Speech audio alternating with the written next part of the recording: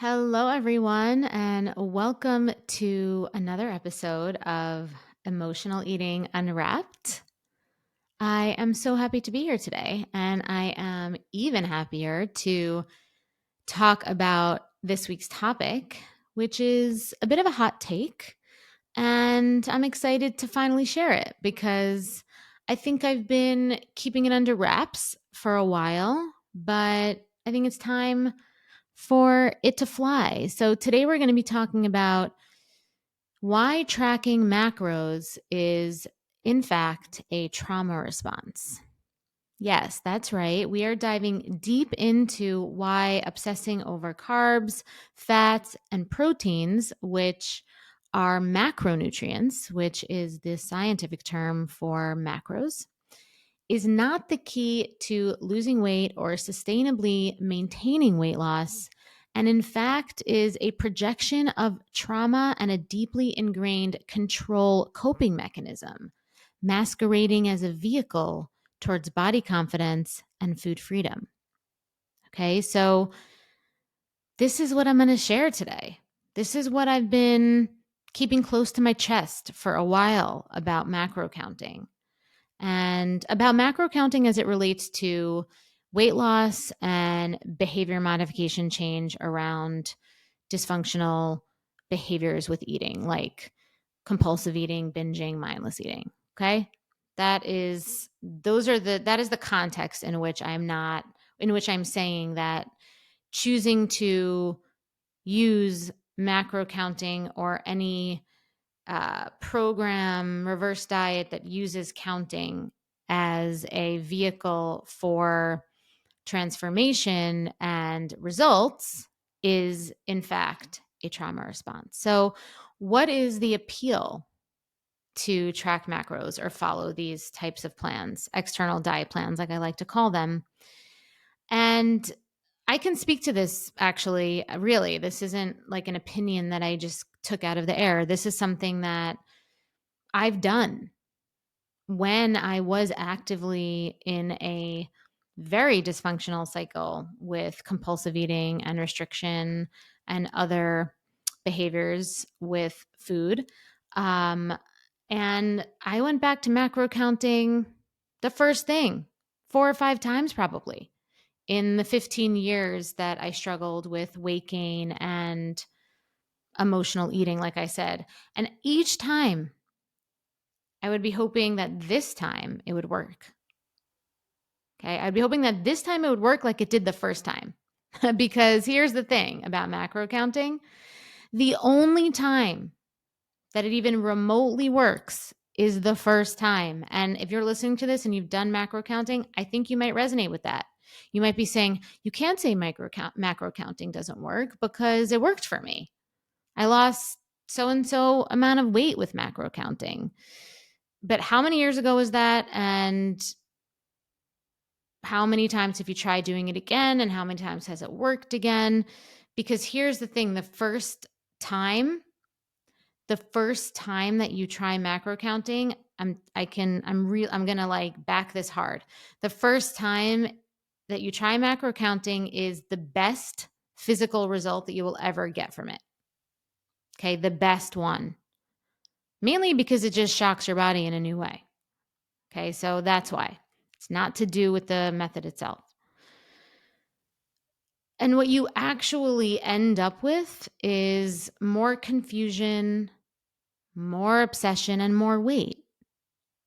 Well, you actually because what macro counting actually is, it's a hyper focus on numbers and calculations and all these things. Because here's the truth, macro counting is attractive to those of us who like control and like to hyper focus on something that feels certain and quantifiable. It's A to B. If I do this, I will get this. And on some level, we feel like we can bypass the anxiety of the unknown this way. We can bypass the messiness of having to feel if we went too far and have to figure out what kind of adjustment we have to make. We have to sit with that feeling of like bloatedness and just blah for a little while, right? And we don't have to experience any of this with macro counting because the plan will just tell us when to increase food and when to decrease food. All this dynamic macro counting process, right? We can just follow the leader here. But this is exactly why macro counting is a trauma response. It's a trauma response to a lack of self-trust. Period. Stop. I don't care what results happen in the mirror. Okay. I don't care. Like if you lose the weight or whatever it is. Right. It doesn't, because again, to me, it's not, in the episode that we released a week or two ago, I don't think weight loss is like a through line to confidence. You have to have the underlying emotional landscape, the underlying emotional architecture of real self-trust that comes through uncertainty and not following a leader. And the thing is the longer this is the method through which you are trying to find self-confidence, the farther away it becomes. Because what this is actually doing is it is reinforcing to your subconscious that you are, in fact, not the leader.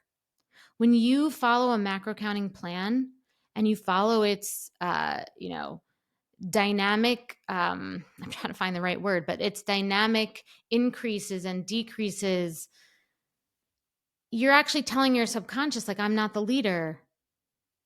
The macro target is the leader. You're saying that you can't be trusted. This is the message that you're saying, that you cannot be trusted. Just you can't be trusted. Your feeling body can't be trusted. And eventually what happens is your conscious self rebels. Okay. So you follow this plan, your subconscious is hearing all this time, I'm not the leader. I'm not the leader. And eventually, usually after like 4 months or so, your conscious self catches up and it rebels. But the problem is that a rebel is not a good leader either, right? So if you just stop macro counting, you're just like, or, you just kind of stop doing it. Or, the part of you that rebels and kind of gives up is not a good leader either. There's no core, right? There's no strong core. There's no strong infrastructure. It's simply just reactionary. And being reactionary is also a trauma response. Okay. So the thing is that so let me just throw out some numbers here. Who subscribe to a macro counting or reverse diet plan ends up gaining the weight back within 3 years. This is a fact. And 40% of those women end up gaining even more weight than when they started. Okay.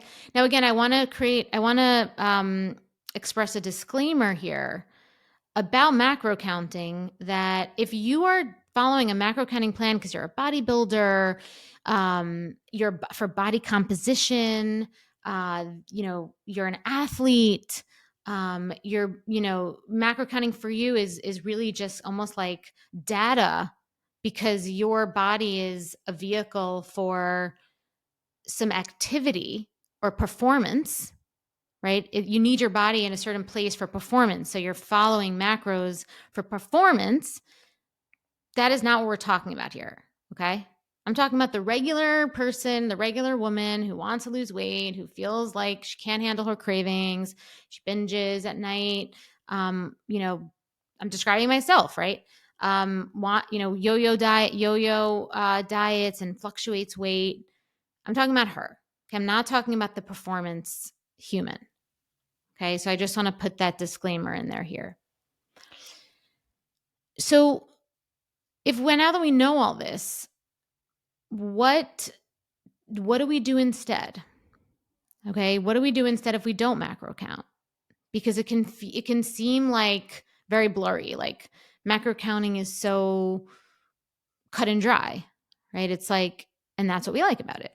But what do we do instead? And But the thing is, when it comes to weight loss and changing behaviors with food, the thing is that it's really not about the food. It's about our emotional attachments with food. And when we track macros and hyper focus on numbers like that, it's actually a distraction to to building the building the heightened, attuned emotional maturity around creating healthy attachments with food, right? It's it also ends up being a misguided attempt to manipulate our nervous system and cope with emotional challenges. Okay, so, you know, tracking macros is a distraction to maturing in our emotional relationship with eating. And it actually ends up manipulating our nervous system, and it does not help us cope better with emotional challenges. You know, here's the thing. Here's the thing when it comes to macro counting. Tracking macros or any kind of external meal plan, any kind of cleanse, reverse diet, whatever, it's actually the gateway to a dysregulated nervous system. Okay, I'm just going to say it. It is. Hypervigilance on something is a gateway to a dysregulated nervous system. Hypervigilance is a trauma response. So when you hyper focus on something day in, day out, I don't care if you say to yourself, I'll stop doing it when I hit a goal. We are what we do. So if you're doing that for months on end, hyper focusing, you're not going to walk away with a regulated nervous system. You're going to walk away with a hyper focused nervous system. You're not going to walk away with a nervous system that can handle uncertainty, different emotions, all these things where you don't turn to food as a coping mechanism again because you didn't practice that. You hyper focused on numbers. Okay, so I like to say, and I'm saying that tracking macros and any kind of external diet or meal plan is actually the gateway to a dysregulated nervous system. I'm actually using gateway the same way that you'd use gateway, a gateway substance. Like any good gateway substance or experience, it gives you everything you think you need to feel amazing and in control at first, which you do with macro counting or other gateway substances. But then slowly, it starts to wreak havoc on you, right? On your self-trust, on your joy, on your confidence, and on your ability to take life as it comes. That is actually a skill, and enjoy the ride. So I want to talk about another way. I want to talk about the way that I lost 40 pounds without counting, without hyper focusing on macros, without logging, pre-logging, creating a macro friendly plate, whatever it is. I want to talk about that because at the end of the day, you want to get to a place where weight loss isn't something that you are continuing to work on and maintain, right? Feeling like we have to work on something all the time. Also, we don't want to have to feel like we have to go back to this mental gymnastics and calculations to maintain it. Okay, you want to get to the place where the work of weight loss is not your identity anymore. You are actually now, in fact, this person who is at this weight and whose life is much bigger than focusing on this now. And we don't get there by engaging our brains even more than we already do, by focusing on the numbers on the nutrition label or grams of a certain macro. Right? We don't get there by doing that. We get there by reconnecting to our feeling body, getting out of our brain and into our feeling body. understanding why we eat the way we do, and training our nervous system to deal with the sensations relating to eating, like hunger and fullness and bloating and all these different things. And by doing that, we build the muscle of self-trust. So while tracking macros might seem like the holy grail for weight management, it's actually about instant gratification and avoidance of discomfort. And it is actually a expression of a trauma response, an expression of responding to that trauma of lack of self-trust. Because true change is a longer game, right? It's a long game. And it comes from reconnecting to our feeling body, developing emotional attunement and maturity, and rewiring the root cause of our eating habits, understanding our emotional triggers, and evolving our identities and mindset. Evolving our identities and mindset. It's not about restriction or external control. It's about fostering a mindful and joyful and almost like it's not something I think about all the time. Relationship with food. Okay, so thank you so much for joining me today to talk about this. And don't forget to join me next week again with another new episode about emotional eating. So you can fall in love with eating, start losing weight, and keep it off with sustainable strategies and lasting change.